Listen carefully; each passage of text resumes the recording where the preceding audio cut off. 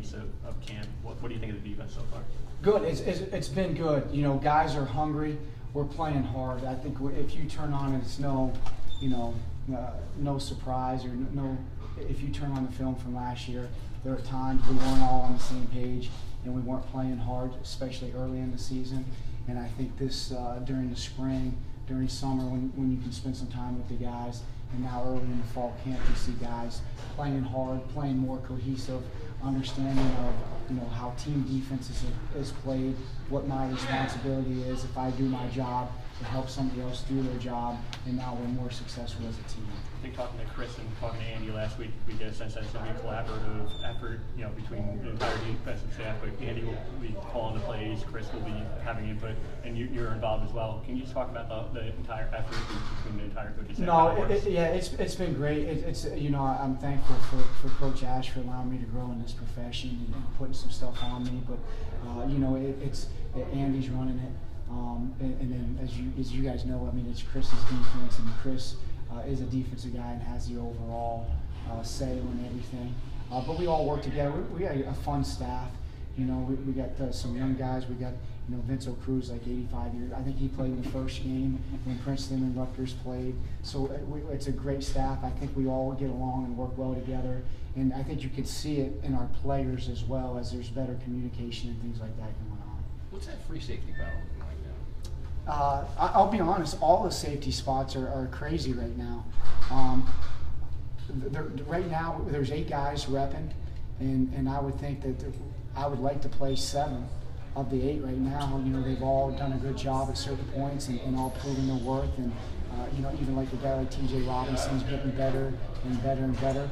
But we haven't. Hopefully by Thursday, we'll have a scrimmage on Thursday, and after Thursday, we'll kind of settle on a true 2 deep between Jarrett Paul, Tim Barrow. Lawrence Stevens has had a great camp. Malik Dixon is a guy that can play both spots. So there's a lot of depth there, which is good because it keeps guys hungry, makes them play every day, go hard and make plays because they know, I don't have to scream and yell because they know, hey, if I'm not getting the job done, that's fine, somebody else will. Could you see a scenario where Malik maybe moves up to free safety? Yeah, I mean, our whole deal is we're going to get the best 11 on the field, and that might be a pass rush specialist, or it might be putting, 5 linebackers on the field at some time. And then if it comes out of spring or out of fall camp where Malik, and he's predominantly working at the strong spot, but him and Chris Izzian or him and Najee Jones are the best, then we'll split, we'll put them over. And we've cross-trained some guys so we can do that. We've talked about the defense, how it's multiple from the standpoint that they go with 3-4, 4-3. You even mentioned you have 5 linebackers. Is that a neat thing about the defense that you can do a bunch of different formations, alignments? It is. It's fun. There's some complexity to it on the outside, but really there's not much to it.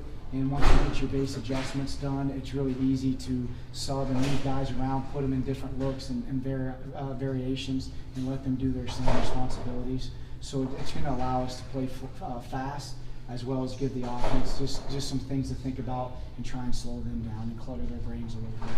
But you mentioned T.J. Robinson. Yeah. How's he done, and do you see a role for him? Yeah. He's like a baby deer. He's put on like 15 or 17 pounds since he's been here, but he will be dead wrong, but he has an interception. So he's starting to figure it out. But it's amazing. It doesn't matter when you put him in the game or what the situation is. When the ball's in the air or the ball's being run, somehow he ends up around the ball. And again, he might supposed to be on the post and they throw the ball in the flat, but somehow he's making a PBU or something like that. So once we get him really honed in to what he's supposed to do and understanding his responsibility and his keys, hopefully he'll be able to help us this year. What kind of role do you see Avery Young for? Man, Avery Young's if you had 11 Avery Youngs on defense, we'd be unbelievable. And there's a couple guys like that on defense right now that are playing like that, but he's playing unbelievable. He's playing at corner, and he makes plays on the pass game. He's physical in the run. I think some of the experience he gained last year as a true freshman, and he took some lumps and stuff like that. He's grown as a leader. He's vocal. He really rallies. Honestly, the whole DB group right now, I would say he's the guy that kind of rallies everybody. Coach, can you compare your comfort level with the DBs this year, DB depth this year versus last year? It's night and day different. You know, it's just a different scenario. So last year, right, you had Saquon and you had Damon, and then we're getting Kai back and trying to get him up to speed, and it was like all your focus, like you knew those three guys, that's it. You know, that's all you had, and you could mix and match, but that's how you tried to get those guys ready.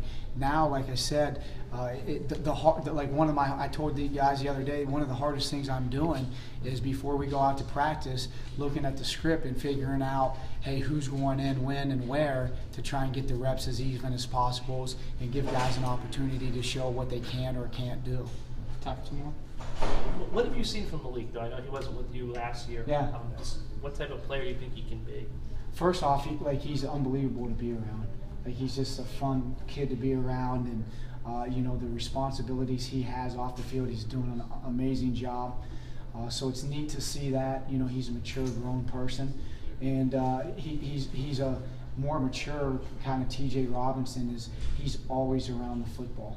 So he's got great length back there. So anytime you have somebody with length, you can be a step late or a step slow or not in perfect position and still make plays. And he's been able to provide us with some playmaking ability here this fall. In the spring, you mentioned Chris Isian was kind of like the best safety during the spring. Has anybody stood out to you this year? He's had a great spring as well. You know, and we've got guys that kind of have different roles or different skill sets. This guy can do this a little bit better. This guy can do this a little bit better. So we're trying to put everybody in those positions so they can be successful. And I think if we can do that, that's where we'll be really good in the back end.